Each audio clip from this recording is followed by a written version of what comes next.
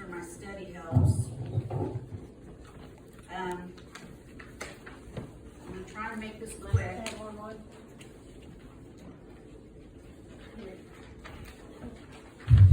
Don't rush perfection. Oh, then I don't have to rush.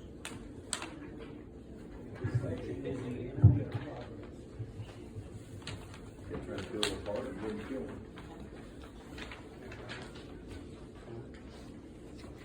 A while back, I was thinking about the kings of the Bible, and I thought, I read about this king and that king, and how did they all tie together? I mean, it was just like hodgepodge. So I decided to sit down and read through and start listing the kings, and I did that a few years ago. And then I kind of made some notes and let it go. That was just for my own benefit.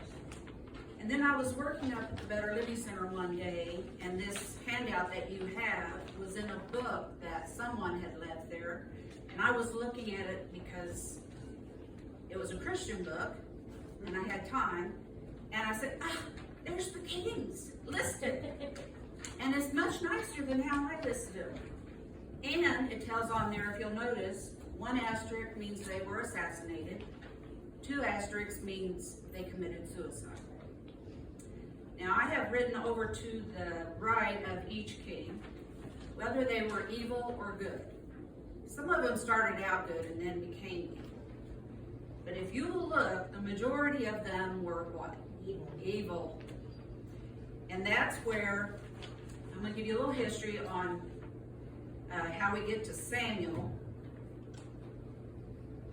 Hannah was barren. Most of us know the story of Hannah. She was barren, and she was at the temple, and she was crying so hard that Eli the priest thought she was drunk. So he came up to her to scold her, and she said, no, I am sad and praying because I am barren. And so she asked the Lord and prayed for a son, and she had a son. His name was Samuel. Now Samuel she promised that if she had a boy child, that she would raise him with the Lord.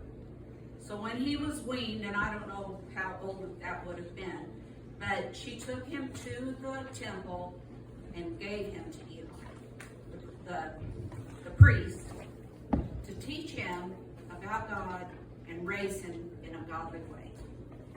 So Eli was basically his dad. He raised him